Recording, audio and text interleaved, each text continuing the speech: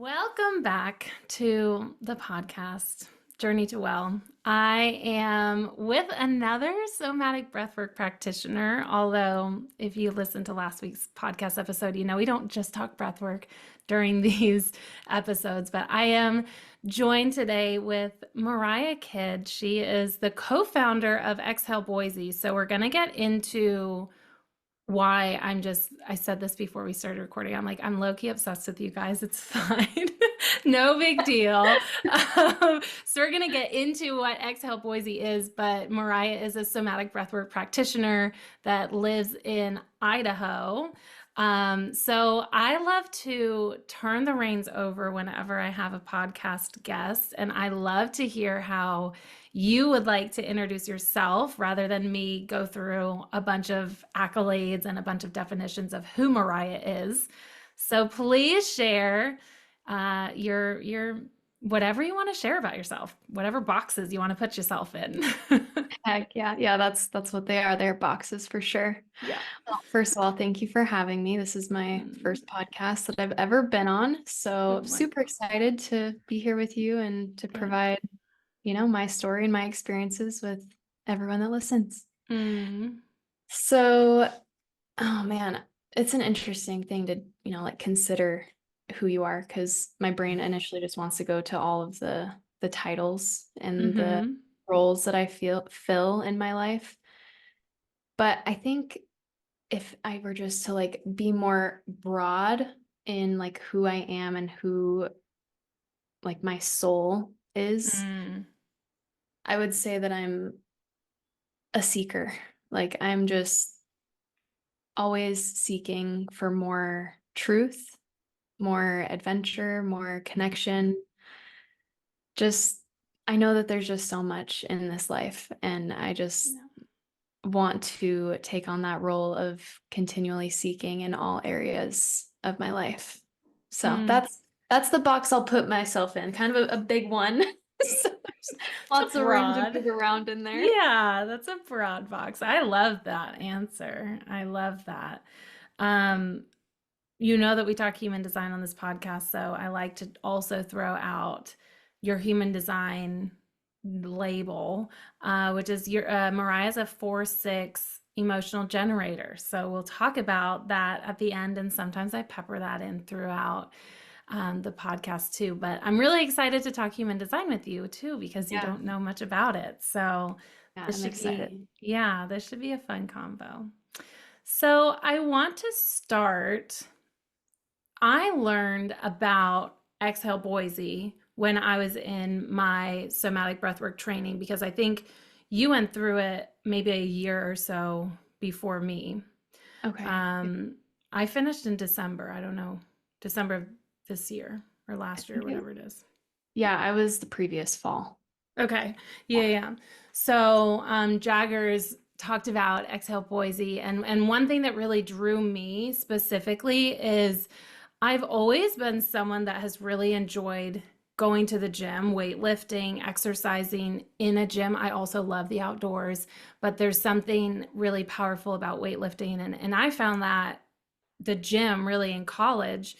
And I think that there's this these stereotypes around people who weightlift or CrossFitters. I don't know if your gym specifically or the gyms that you work in are CrossFit gyms, but there's a lot of stereotypes. And then to bring breath work into the gym setting is just so interesting to me. And even your other co-founders, like they look like the stereotypical like gym rats. And I love breaking through boxes. I love going out of the norm or going against the norm. So your program, whatever you want to call it, Exhale Boise, is super inspirational to me, because I think when we think breath work, my mind automatically goes to like, oh, a yoga studio, a wellness studio, something more, a little bit more spiritual, maybe. So Mhm. I would love to hear your background. What first drew you to somatic breath work, and then your connection with the other co-founders? And did you guys think about, like, did you purposely do gym settings? And Yeah. yeah, so many questions. But what drew you to somatic breath work? Let's start there. Yeah, so I was in a like mindfulness meditation course, Okay. that seeking again, just trying to find more. Mm-hmm. And through that program, Stephen Jaggers was actually a guest speaker on there. And so Okay. it's like an hour and a half long conversation. He was just talking about the nervous system and breath work and, just the transformation and the power that you can get back in your life from somatic breath work. And I'd never tried any kind of breath work before. At that point in my life, I was like, that's kind of weird. Like, Yeah. I don't know about that. Like I was, yeah, not super open to that kind of stuff at the time. So I was like, okay, I'm gonna try it. Like I hopped on a group session led by Stephen Jaggers, the founder. Mm. And, I was just in my bedroom with my headphones on, just alone, like just with this audio recording. And I had never experienced anything like that in my life. Mm. Like I had just connected with parts of myself and like opened the floodgates for emotions to flow through me that I had been holding on for so long and that I wasn't even aware of. Mm. And so just the relief that I felt after that and, beginning to start to open myself up to connecting with the elevated emotions in the second half was also really eye-opening for me, which is Mm. still a process because for me at least it takes a lot of time for me to be open enough to receive like those Yeah. elevated emotions of like purpose and joy and Mm. like deep gratitude. And so I experienced it, and something within me was just like, you need to share this with the world. Mm. So I had done my yoga teacher training like a couple years before that, and Okay. it wasn't like having the impact that I guess I was hoping to have. Yeah. So when I experienced breath work, I was like, I'm going to share this. I don't know what it's going to look like. I don't know how it's going to unfold, but I just knew. Mm. So I signed up for the online training, and after I got my certification, I slowly started building my own business, which was actually called Bridge Wellness Collective. Okay. And, I'm like 23, 24 years old, like never had a business, don't know what the hell I'm doing. Yeah. Just figuring it all out, like learning how to Yeah. build a website, how to get a logo, all the things. And it was shortly after that that I met Mike and Pete, and they're like, we just got certified. We heard that you're certified. We were the first 3-1 certified in Idaho. Wow. Yeah. And so Mike was like, hey, I have this logo or this domain, Exhale Boise. Like, I see this big vision. And I Yeah. was like, well, I'm starting to build this thing over here, Bridge. I was like kind of attached to it. And Mm. so there was a lot of resistance in like initially working with them because I had put in, probably 6 months of building my own thing. Wow. And we just hosted an event together, and it was incredible. And so I was like, all right, I'm just going to give up Bridge Mm. and fully trust and just go in on this bigger vision because I realized that I could only get so far on my own. Yeah. Like as an individual practitioner, you can only grow so much. And so I just saw so much opportunity in partnering with them and making our Mm. vision a lot bigger than what we could do alone. Mm. Isn't that just an analogy for life too? We can only do so much alone by Yeah. ourselves in business and in relationship, in Yeah. life in general. We need other people. We thrive when we are with like-minded individuals that have a similar vision, a similar goal. Mm, that's Yeah. awesome. So tell me about, because I don't think that you just do events at gyms. You do them other Correct. places too? Yeah. So we've had probably 10 different locations in the Boise area. Cool. We've done yoga studios, we've done, yeah, CrossFit gyms, Hmm. um, different like just social spaces that, have big spaces like cycling studios, just all different types Mm. of stuff. But yeah, so we do group events for the public, which We do online, in person. We do all men's, all women's. And Lovely. then we actually do a combination of fusion events where we combine somatic breath work with other wellness modalities like ice baths, sound baths, yoga, meditation, like just trying to like combine it into this Mhm. full package experience for people because, Mm. I think breath work is only one part of this puzzle and Yeah. this process of discovering more of ourselves. Mhm. But we've also made our way into the prisons. So we've been working with Wow. inmates, which has been incredible. Like, Yeah. just, yeah, it's been absolutely incredible. And we've been also working with a recovery center, helping their patients. We go there twice a Mm. month.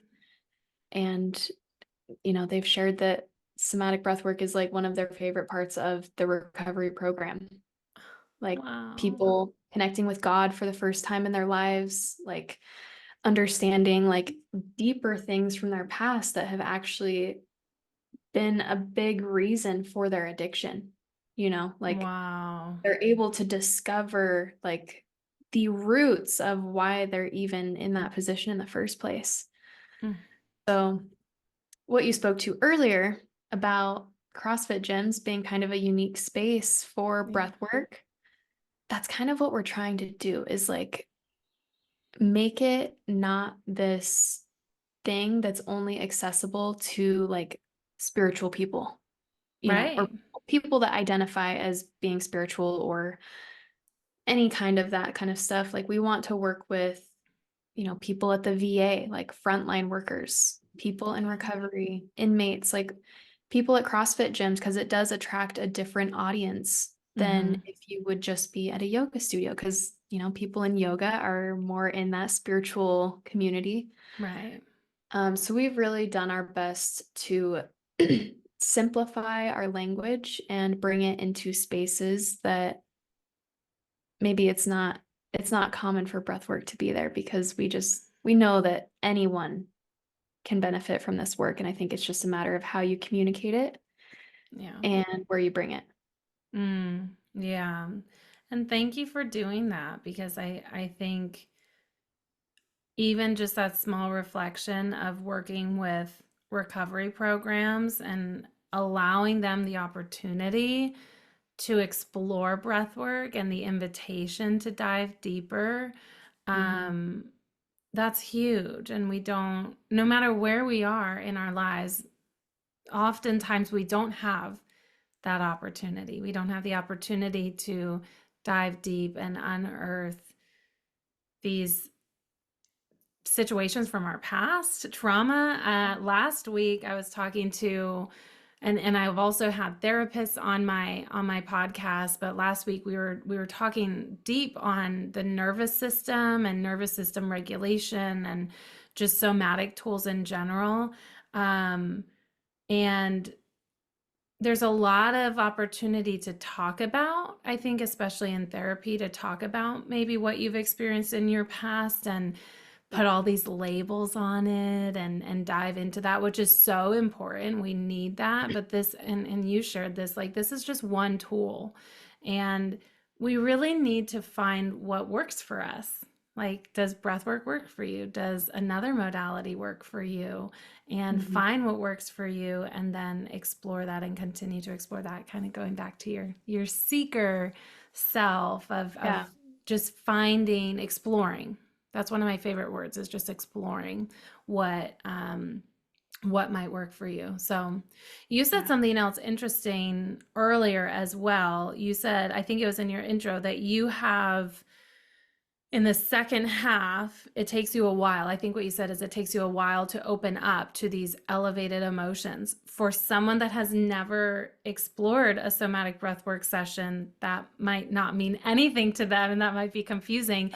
Can you Good. dive into Yeah. that? Because I think that's such a juicy topic. Yes. Yeah. Thank you. That's a great point. I know Yeah. we're in this echo chamber of breath work Yeah. and you get the language around it and you're like, not everyone understands that. So thank you. Right. Um, yeah, I mean, when I first started my breath work journey, I I cried all the time. Me Like too. I cried all the time. I was like, oh my God. I'm like, is this what breath work is? Like, I I can't cry cannot. all the time. I know. It was just, it blew me away. I was like, am I gonna just cry forever? You know, like, Right. oh man, it was, yeah, it was a lot. And so, what I mean by it taking me time to access elevated emotions is I think that people in general just have a lot of suppressed, like heavier emotions, like Okay. sadness or self-doubt or insecurities or worries, just like these lingering feelings within us. And I think for me, in my own experience, they were so dense and like a part of who I was that it took me a lot of time to like break it all up Mm, to release it from my body. Like it's a process to release that. And in the beginning, when we would go to the second half of the session where you change the breathing pattern, you're taking those long exhales where you're sending your body back into that parasympathetic, relaxed state. It's designed to connect you with feelings of love and gratitude and joy and purpose and like all of the elevated, beautiful, mm, light emotions of life. And in the beginning, I would just notice that, I'd fall asleep in the second half, wow. or I would completely tune out all of the Mm, cues in that section that were designed to help me feel those elevated emotions. Like I just wasn't in a place to feel those yet mm, because I think I had so much of that densified, like heavier emotions that were so solidified in my system. wow. So it's been a process of, continuing to show up, continuing to release, cry, yell, move, all of the things, just moving the energy through my body. And it wasn't until I think it was about a month ago, maybe a month and a half ago, another local practitioner was having a session, and I went and I was just like spread out on my mat, like in the second half, Mm, crying, just like a huge smile on my face, but like tears of joy. And I was like, wow. I am so alive right now. Like Mm, just fully feeling in my body, like how alive I was and how beautiful that is to just be alive. Like to feel that in your body is something so different than just thinking about it. wow. And I've been practicing breath work for, 2 years now, and it has taken me time to be able to feel that in my body. Mm. Like to really feel that. And like I can feel it right now. Like my Mm, body is like kind of tingly and light, because mm-hmm. I know what that feeling feels like now and I can reconnect to that. Thank you so much for sharing. I think thank you for being so vulnerable because I know I have walked through breathwork sessions with clients, either group or individual. And especially in the group, oftentimes there's that one or two people that are like, Hannah, I just didn't feel anything. Like I was breathing, but I heard people crying next to me, but I didn't feel like I needed to cry.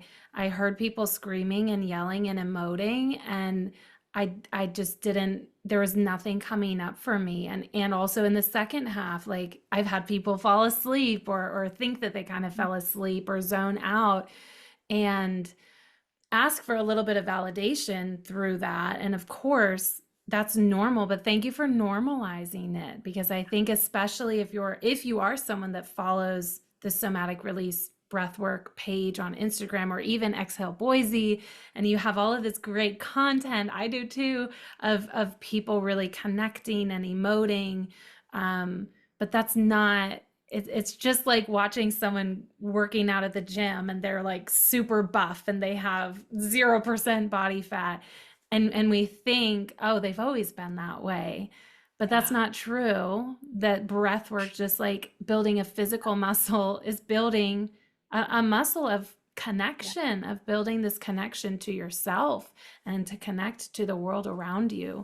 So thank you for being so open and honest and I would I'm sure there's so many people that are able to connect with that. Me too, to some level. Now you're making me think how much I connect during the second half to the elevated emotions, Yeah. because and that's what I really want to dive into.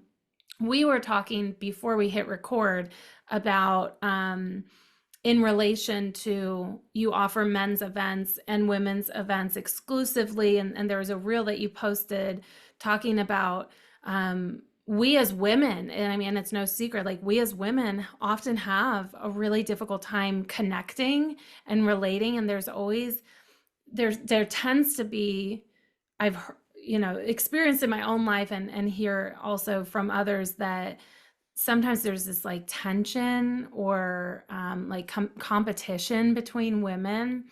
And you made me think of that when you were saying, like, it took me a while to open up to these elevated emotions and the connection between that, because I think we as women have this, well, maybe let's not gender it yet. We do live in a world where we suppress all of our emotions. And if we're suppressing the dense emotions like pain, grief, sadness, frustration, that also means it's kind of like this like teeter-totter. That also means that we're suppressing the elevated emotions, and that we cut ourselves off. And we always live in this, if you're watching the YouTube video, you see my hands moving. But if you're listening to the podcast, we always live within this like this safety net of maybe 1 foot, when really our range of emotions are 3 feet. So I'd love to hear your thoughts on that. Yeah. I mean, I think that numbness is numbness. Mm. I don't think that numbness like discriminates. Yeah, No, yeah. emotions, like if you're numbing the lows, like there's no doubt that you're numbing yourself from feeling the highs, and Wow. then you are living, like you said, a narrow window of existence. It's like everything is just gray because Mm, you're never letting yourself go to the highs, you're never letting yourself go to the lows. And right. I think it just, it prevents us from fully experiencing life. Like Yeah.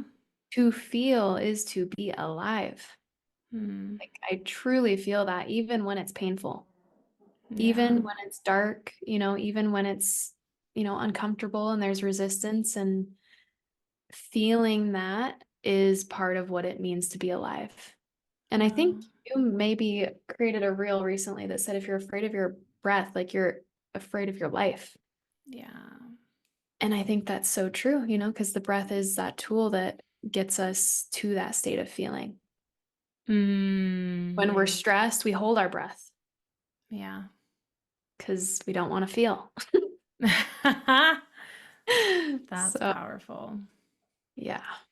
That's really powerful. Yeah, I mean, you're right. You're so right. And to numb, I think, at least in my experience, I spent so much of my life running away, metaphorically and probably physically, running away from feeling these dense emotions. Specifically, grief, I think, is like the heaviest one for me. Frustration and anger would be really up there. Mhm. And then sadness, I would say, running away from feeling sad, or anxious, running away from feeling anxious. Mhm. Um, but I will say, in my personal experience, allowing myself to feel those, it allows you to connect to your body. It also allows you to connect with others.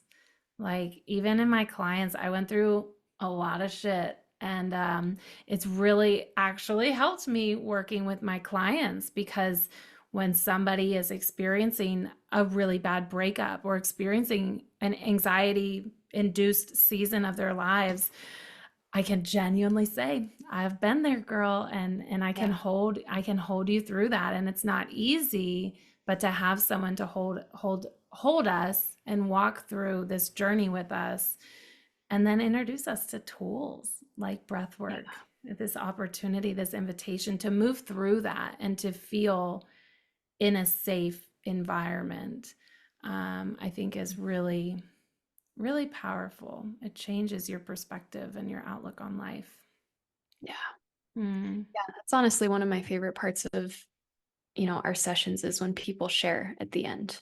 mm, And, you like we all experience similar feelings. Like maybe the circumstances are different, but the yeah. base emotions that we feel are the same. Wow. And I think that's just something that is so easy to forget, especially with how, individualized most Yeah. of us live our lives. So that's honestly my favorite part is just hearing people share how they Mm, felt and then to see somebody be like, yeah, I have felt that too. Like mm. you're not alone. Like, Yeah. that feeling alone of knowing that you're not alone is so underrated. Mm-hmm. Mm-hmm. Yeah. And that's why I love having these conversations. That's why I love diving into the deep, vulnerable places because I know what it feels like to feel alone and that I'm the only one going through this. And Mhm. I loved how you shared. You know, we might have different experiences, but we all experience the same emotion. And Yeah. the what we're going through might look different, but that doesn't mean that you're alone going through it. And it doesn't mean that you're the only one that's ever experienced grief or frustration or sadness or joy, all of the Yeah. elevated emotions too. Like let's gather together and celebrate in those as well and talk Yeah. about that at the end as well. Um yeah, I think I read an article about that one time. Like we kind of live we're normalizing expressing the dense emotions, so sadness, grief, pain, and expressing our experiences with that, which is huge and so powerful because for so long, I know in my life, I never talked about any of this shit. Like I always kept it very close to my heart. Um, but if we're Mhm. going to talk about all of those, let's also talk about the good experience and let's celebrate together, which leads me to let's get back to this reel that you created because um man, I don't want to say that I've experienced this in my life. I certainly have experienced um myself feeling a little bit competitive with a friend or a colleague. And I've also experienced feeling the other person's energy, like the other woman's energy, and me in my head just being like, I just want you to celebrate me because I want to celebrate you for all of your good things that are happening. But instead, I feel like there's so much comparison and you're kind of getting stuck in your head. So, what led you to create that reel and what has been your experience there? Because you had a poignant piece at the end that I'll let you share in the reel. Yeah. Well, I think it would probably be helpful to provide some context. Mm. So I'd say like in high school and college, I more so hung out with guys. Yeah, Like I just didn't have a lot of girlfriends. I was sure. trying in college, but not a friendship where I felt really safe. Like I had Yeah. women in my life, but I don't know, it wasn't safe. And it Yeah. was them or me, it was both, it was Mm-hmm. a two-way street. But after I graduated college, I was like, okay, I want women in my life. And, I recognized that um it was going to take effort on my part. And so I joined a all women's book club. Okay.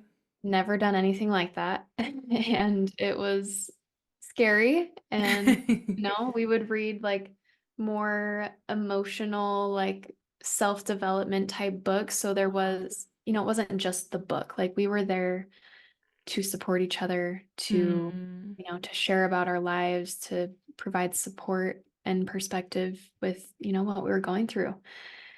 And the books just naturally brought out those parts of us. And Yeah. so there were some moments where I was able to, really open up and be vulnerable with them. And I think that was probably the beginning to rebuild my relationship with myself and with women.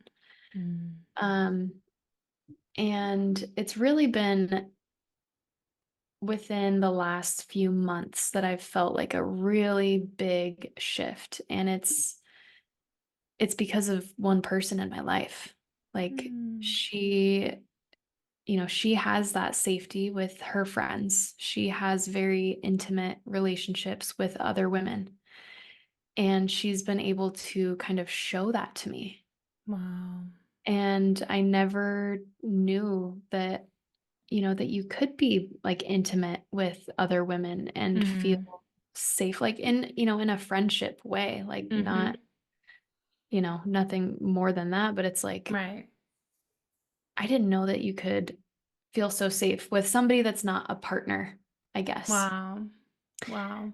And so feeling that from her has been a huge inspiration for me to, Mm. create these all women's events and to start cultivating deeper relationships with the women that I've already had in my life. Mm. Because I have a ton of women in my life, but I Okay. think I've only been able to keep our relationships at a certain level because of where I've been at internally. Hmm. So that video was, I was like, well, what if like the disconnection that you feel with other women is actually rooted in yourself? Whoa. Because, like the, Hey. the things that I feel within me, like insecurities or doubts or judgments, like that is all reflected into our relationships. Yeah. And having that friend that has shown me that there is a different way to be in relationship with women has Mm. opened a whole new world of what it means to have friends and what it Yeah. means to cultivate a relationship with myself and with other women. Yeah. And so our all women's events have been incredibly special because Mm. I, for one, never thought I would be hosting an all women's event. Yeah. Like having all guy friends, like not being super comfortable with women, I never thought I would be the one holding space for 20 women. Wow. Like what the heck? Yeah. And then, to be vulnerable about that with them and to be like, hey, I'm healing in this way as well. Like me holding Mm. space for you is healing for me. Witnessing you and your healing and seeing you share with each other and creating that safe space with other women has just been so beautiful. We need each other. Mhm. Something Yeah. special happens when you get a group of women together that are focused on growth in Yeah. themselves and with each other and that want to cultivate that Yeah. in a communal setting. Yeah. It's powerful. And I love, as you're talking, I'm making the connection of you sharing your whole personal growth journey of allowing yourself to feel these elevated emotions and opening yourself up to feel these emotions even more. And then look where that's leading you Yeah. into the ability to hold space for these other women.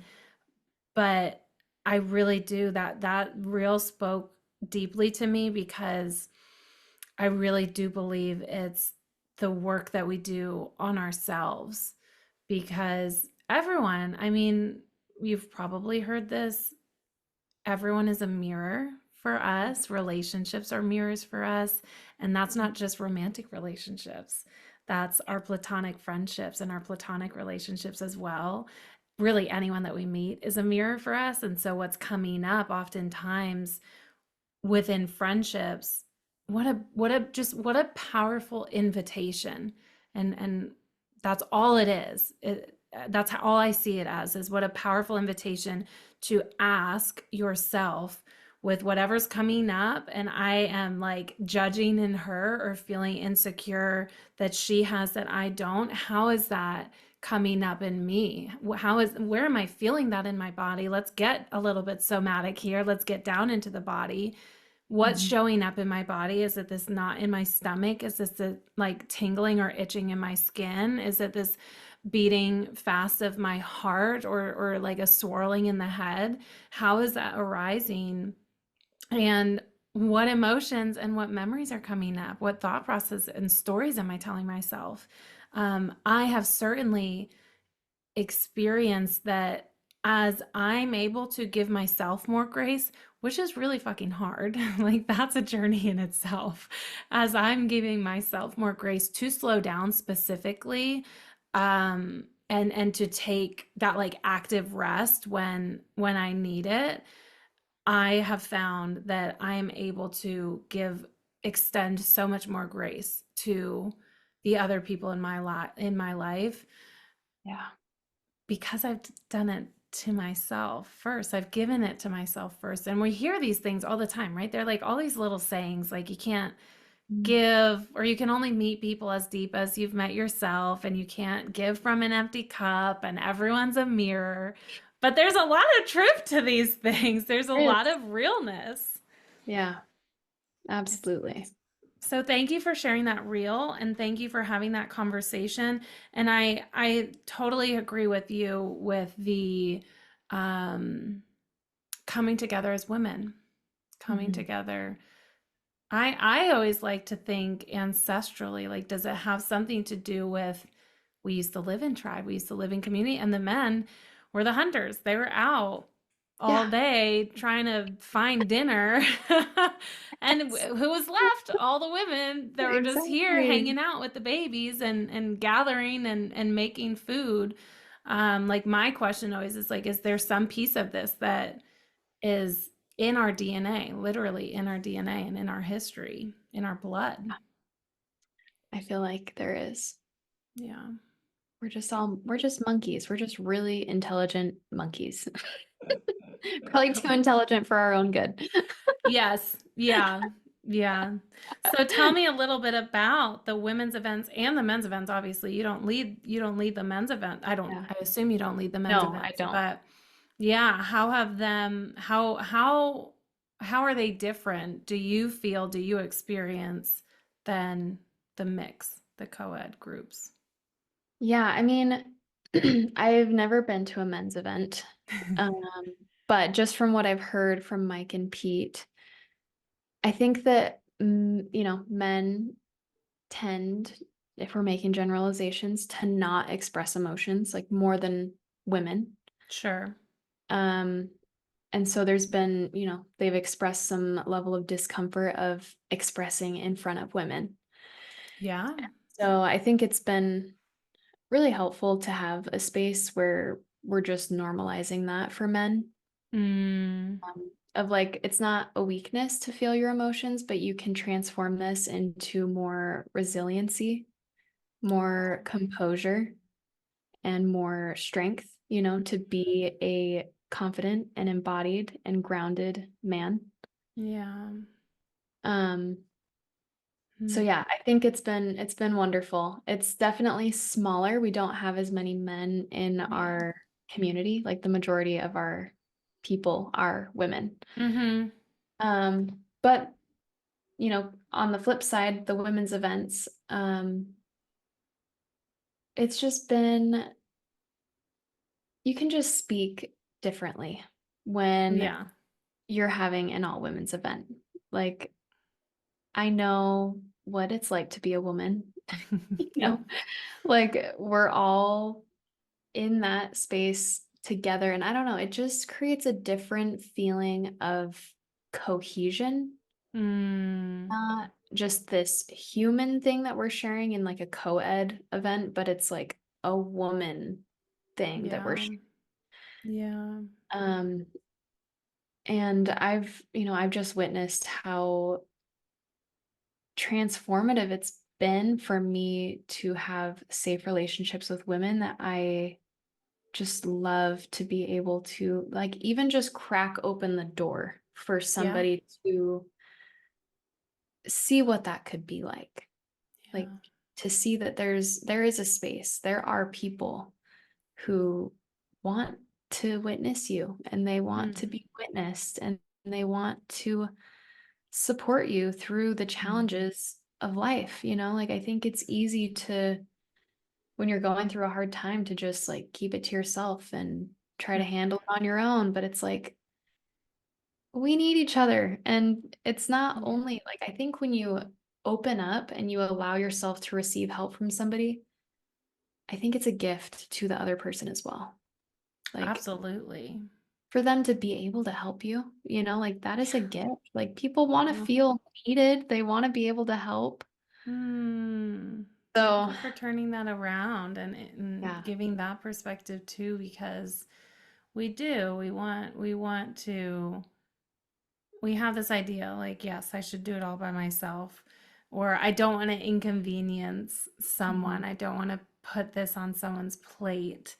Um, but what I have found is that we do want to help, especially people we love, but even people that we don't even know.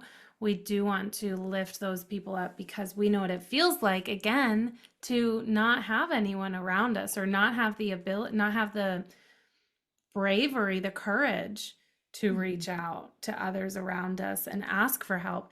That takes a lot of bravery. It It really does. does. So I love that you're creating these spaces. Again, you're creating a space for people to come and an opportunity, an invitation for people to come and explore. And that doesn't even mean that big things are going to come up for you, right? It's like sometimes they do, sometimes they don't, but it's just an Yeah. opportunity to explore and to witness. I love that word. One of my favorite words. That was one of like the most profound experiences just in general of somatic breathwork to me. I think I like journaled about it the first breathwork session I did in the training, which was not the first breathwork session I ever did, but because it was in person, and to have someone in person witness me in my fullest expression of emotion, one of the most profound experiences of my life. Like, Yeah. not even being dramatic, it really was. It was a huge experience. Because I think you said this in the beginning of before we hit record. You're like, I'm used to holding space for people. I'm used to listening, and me too. I'm used to holding space for people and showing up for my community and my tribe. But when it's turned around and someone is witnessing you or holding space for you, that's humbling. It is. It is. It is because it's scary. And I understand Yeah. why so many people have hesitation to it because when you're in that moment and the emotions bubble up and you're like, oh shit, I'm gonna cry or Yep. I need to yell and you just can't hold it back anymore. And then there is somebody there with you. I mean, you can't hold it back when you get to that point where it's just Mm-mm. at the surface and it is ready to go. Like you gotta let it go. And when somebody's there and they still are showing you love, Mm. they're still holding you and they're like, nothing's wrong with you. Like it's okay. Like Yeah. there's something about that. Yeah. There's something. So, last question, second to last question. What would you say to someone who has maybe knows a little bit about somatic breath work? Maybe this is their first podcast that they're listening to about somatic breath work, and they're like, this whole thing sounds really scary. I'm very apprehensive. What would Hmm. you say to that person that's very much on the fence about giving somatic breath work a try, or breath work in general? We're not even pushing. Yeah. Obviously, we love somatic breath work, and I Yeah. love it for so many reasons, but I'm not even trying to shove that down. I think breath work in general has so many benefits. Yeah, I agree. Um, I would say that, I think this is a process of learning to trust the body, like Okay. to drop out of the head, to drop into the body. I know we hear that all the time, but if Mm, you are actually fully aware throughout your entire day and you were to like keep note of all day how much time you're spending in your head, it's insane. Like I would yeah, say close to 100% of the time. For most people, absolutely. like Yeah. we spend Yeah. a ridiculous amount of time in the head. So if you're nervous to try breath work, I would say that, this is a process of learning to get back into your body Mm, and learning to trust the body. And that your body will never give you more than what you're ready for. Wow. Like, as you enter into the world of breath work, you might feel sensations in your body that you've never felt. You might feel tingling in your hands or your face or anywhere in Mm, your body. You might feel some pain, like in your neck or in your shoulder, pain that has been there, but you just have kind of numbed, or maybe it's mm-hmm. just become normal. So Mm, your body will start to slowly come back online. It will slowly mm, start to come back alive through sensation, through emotion. yeah. And with that, it will not give you everything all at once. Like if you do Mm, have suppressed anger and sadness or some kind of trauma that's happened in your life, doing breath work for your first time does not mean that that's what's going to come up. wow. All the time, people come to our sessions thinking that they know they're going to cry, thinking that they're going Mm, to work on this specific thing. And then they start breathing and yes. it's something entirely different. And that is because your body knows so much more than your mind ever could. And Wow. so learning to trust that your body is going to give you what you're ready for, and it won't give you more than what you're ready for. Wow. And just on top of that is that you are in complete control. Like it is Mm, you and your breath. You can choose how fast you go, you can choose how slow you go, how deep. And that really helps you kind of stay in control to create the experience for yourself. mm, mm. That made me super emotional just hearing you say all that and like all things that I know, but such beautiful reminders that your body is so much smarter than your mind and it will never give you more than you can handle, and that Yeah. you are in control. You're truly in control the whole Yeah. breathwork session. Hmm. Yeah. Thank you. That's so Yeah. reassuring. I think we get nervous. We all get nervous to try new things. So, of course, Especially, yeah. this is a big thing to try if you're considering. Yeah. Especially when you see the videos. I mean, Yeah, right. they create this skewed perception of it, but Mm-hmm. they're necessary because it is a part of the experience, you know? Yeah. Yeah. Yeah, it's a preparation, but it doesn't have to be an expectation Exactly. that you need to Yes. express in some sort of way for it to Yeah. be right. I think that's what we're afraid of is I want to do it right, but I don't want to Yes. bawl my eyes out. Well, just that doesn't mean that you're doing it right or wrong. There's no right or wrong Exactly. expression. And I think that's something that needs to be more normalized is that Yes. you don't have to express. Yeah. You don't have to cry. You don't have to express. And if you don't, like you just said, that doesn't mean you're doing it wrong. Mm-hmm. Right. Mm. Thank you for sharing.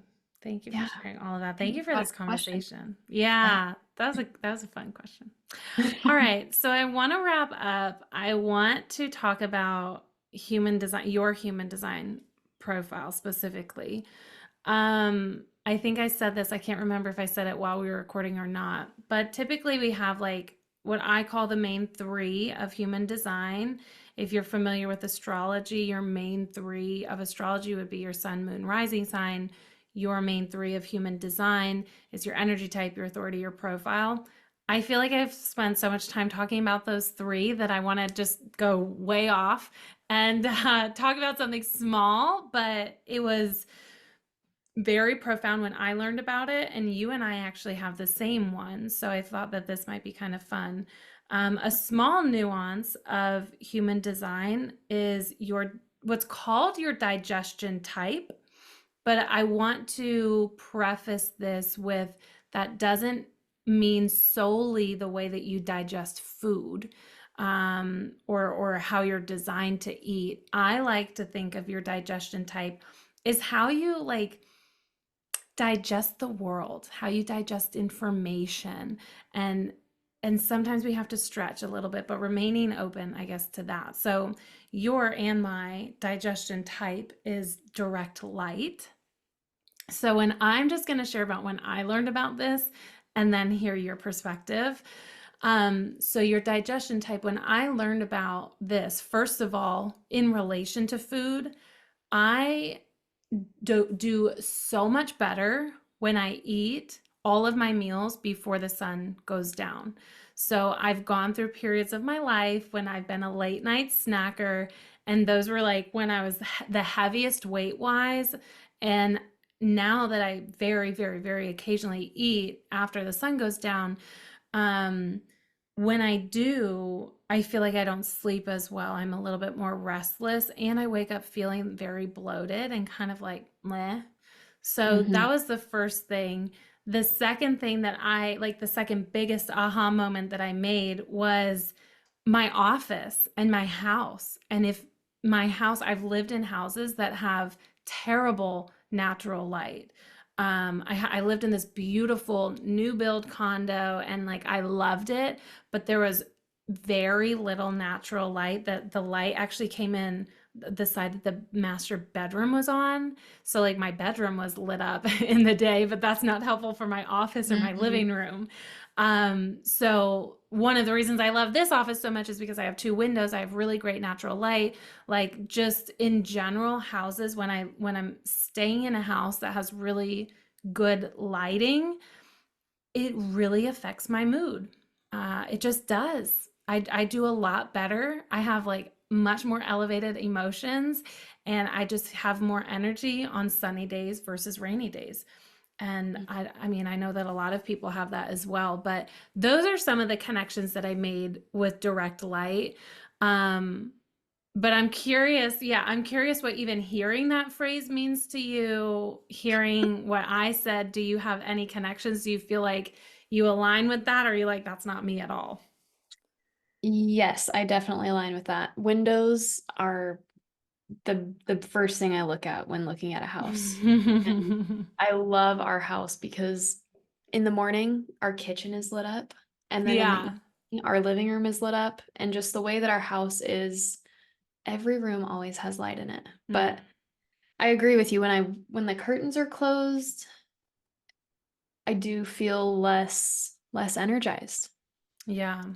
But when you say it, so you said Mm-hmm. direct light for like digesting information in the world. I Yeah. mean, what that made me think of is just like I just try to see the good in people, you know. Mm, I love hearing about people's life experiences. I just love listening to people. I think people are yeah. so interesting. So Yeah. when you said direct light, it kind of made me think of just the way that I perceive people and just the way that I try to see the world. I mean, not always, of course, I get No, negative, dark, and right. things, Right. but I just think people are incredible, and that's what that initially made me think of.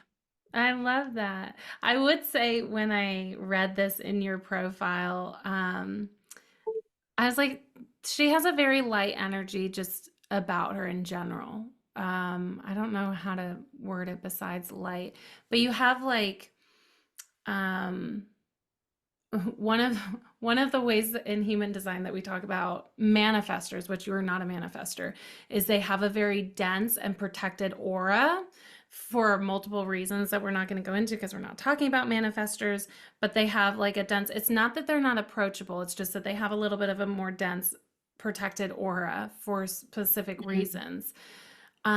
You, I feel like have a very open, like light, just like open and inviting aura, which Yeah. also kind of makes sense with your energy type as a generator. But also I think this direct light thing, and it's like Yeah. processing information, also processing information with levity, which I feel like I do too, is like I Mhm. always tend to try to see the good in situations and the good in people. And that doesn't mean that we're not aware and like we're like blissfully unaware of the bad, the bad or the density in people. But Yeah. that's how I take direct light as well. Yeah, thank you for bringing up that perspective, is Yeah. how you view people, how you view the world Yeah. Yeah. in levity, in lightness. So.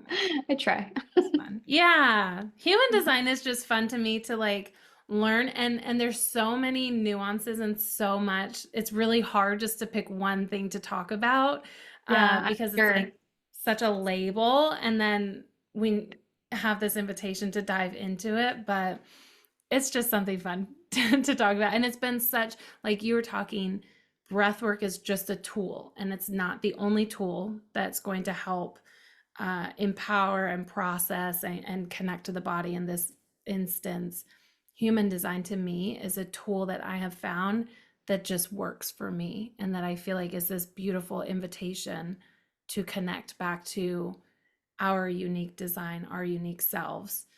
I love that. Yeah, not a way to put us in a box, but actually a way to expand these boxes that we've put ourselves in.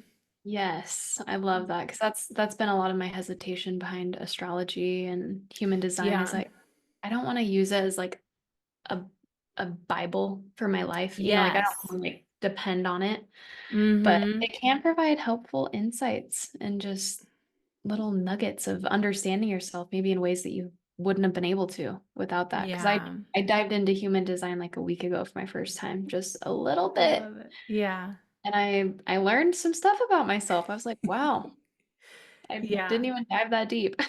Yeah. For me, it's like I always say, pay attention to how you're responding to what you're learning when you're learning about human design, and not to take it as the Bible. I'm not telling you, or anyone that does human design, like any way that you learn through human design, I'm not telling you who you are and this is exactly who you are and this is who you need to Yeah. be.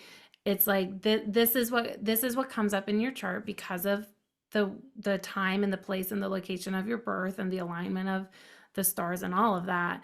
um but what resonates with you, what doesn't resonate with you, it's also an opportunity for us to look at our conditioning of how we've been moving through the world that maybe doesn't align with us, and that we've been forceful in moving through the world, like forcing ourselves to move through the world in a specific way. Mm-hmm. Yeah, anyway, thank you for sharing. Thank you Yeah. for coming on this podcast. I Yeah. loved this conversation. I loved meeting you and talking to you kind of virtually. I was going to say in person. It feels like it's It in feels like person. it, yeah. Where can people find you, connect with you, if there's anyone listening in Idaho that would love to come to an event or just learn more Yeah. about Exhale Boise or somatic breathwork in general? Where can people find you? Yeah. Instagram is probably the best, exhale.boise. And then our website, exhaleboise.com. We've got all of our events on there. Um, and yeah, reach out to me, DM us, whatever you want. I'm here to just provide support in any way that you need it. So thank you for having me today. This was great. Thank you, Mariah. It was good to chat with you.